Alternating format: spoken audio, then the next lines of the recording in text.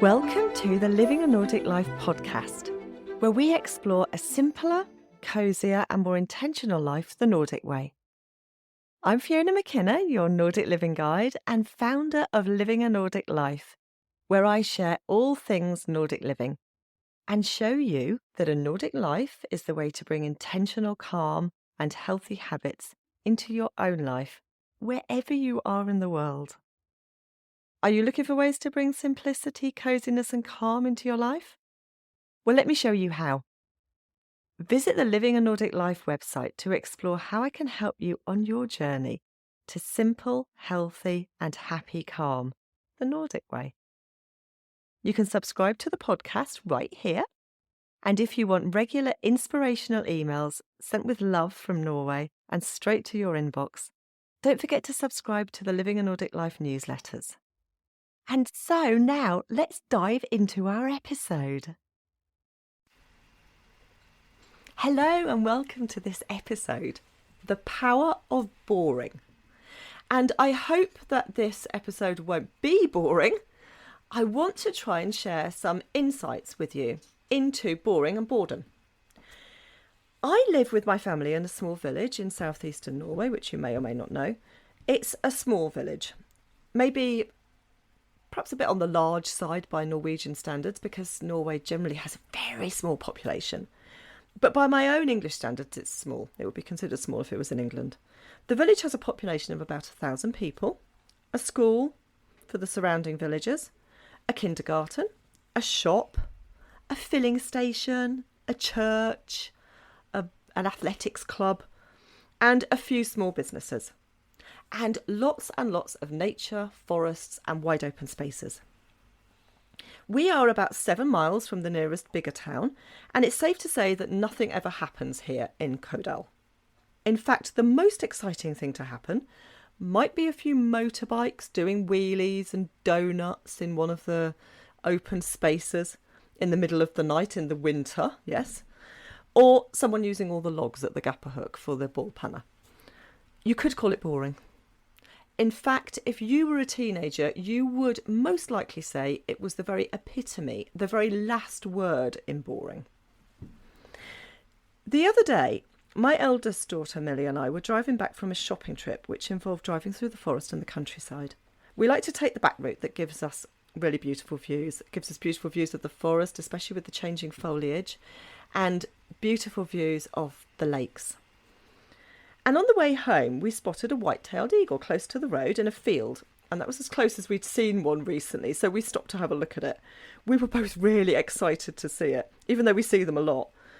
And afterwards, she jokingly said that was probably the most exciting thing to happen in Kodal for that entire week. We laughed about it and we both agreed that it probably was. And coincidentally, the following day, lots of pictures appeared of this eagle and its mate on the village Facebook page. So I don't think lots of excited comments. So I don't think we were alone in that. But it got me thinking, is boring really so very bad? Living in a boring village or a town means that nothing happens. Nothing much happening can be no parties, no excitement, nothing to gossip about or talk about. We all talk about things that are happening, don't we? But boring also means no violence, no threat of violence, no theft, no threats, very little crime. In fact, nothing of the sort. Nothing. Boring means that the local kids can range around the village at any time that they like. And us parents don't have to worry that they're not going to be safe. Boring means being able to stroll out at night without worrying about your safety, especially as a woman. It means getting on the bus alone, knowing that no one will bother you. Or knowing that our kids can get on the bus alone, knowing that nobody will bother them. It means if you accidentally leave your door unlocked, yes, I have done that, I will admit to that. In fact, on one occasion, I even left the keys in the lock on the outside overnight. Yep. But it means if you leave your door unlocked, nothing will happen. Boring can also mean safe. But boring can also mean creativity. Yes, I kid you not. It's proven. For many years, we've been told by scientists that boredom helps kids become creative. They need to sit and be bored to realise that they have to find something to do. And it's in those moments when they're pushed to look for things to do that they become their most creative. They start thinking about things that they might not have thought about if they had some kind of entertainment. But this can apply to us adults as well. It doesn't have to be just children. We don't need to be constantly entertained. And I know it's really difficult to escape that constant entertainment at times. In fact, all the time. We are surrounded by technology that is designed to entertain. Our phones, social media, the TV, streaming channels, with so many options to keep us entertained. In fact, you could find yourself going through the options for an hour, a couple of hours, without actually even looking at anything.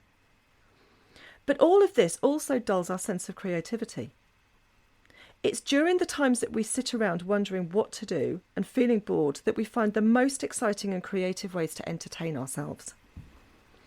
It's those times when we really become creative. And this is for kids in their play and for us adults in ways in which we might not know we were creative already. We might be unlocking something. But there are some other proven benefits of being bored and of boredom. It improves our mental health. It allows us to take a moment, to take a step back for a moment and let our brains just not think, just not do anything, just be calm. It motivates us to find new goals. We think that we're not getting anywhere. We think we're bored. There's something that we should be doing. What should we be doing? And then we start to think about those things. Maybe not a to-do list, that's a bit stressful, isn't it? It can be stressful unless you like those things.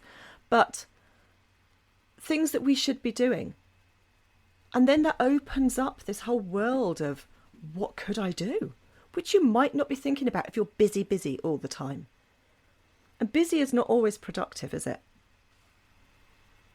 So the next time you find yourself complaining about being bored or thinking to yourself that you live in the world's most boring town, and we all have those moments, don't we? Just think of the power of boring. The creativity that comes from boredom, the new ideas that are born out of it, or the new ideas that are waiting to be born out of it. You might not have had those ideas yet. The safety and the security that comes from a boring place, from living in a boring place, and how much safer you can be. And allow yourself to sit still. Be quiet. Sit quietly. Let your mind wander. Let yourself become bored. But also allow your subconscious to find new and creative ways to keep you occupied. It's not going to do that if you're constantly busy doing things. Because from boredom and boring, great things can come. And I'll see you in the next episode. If you've enjoyed this episode, please subscribe to the Living a Nordic Life newsletters so you can get an email when I release a new episode. It's a quick and easy way to keep up with all things Nordic living. Please visit livinganordiclife.com.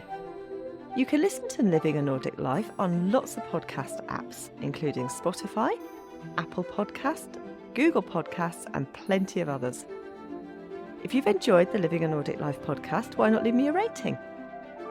So that's the end of Living a Nordic Life for today, and I look forward to seeing you next time.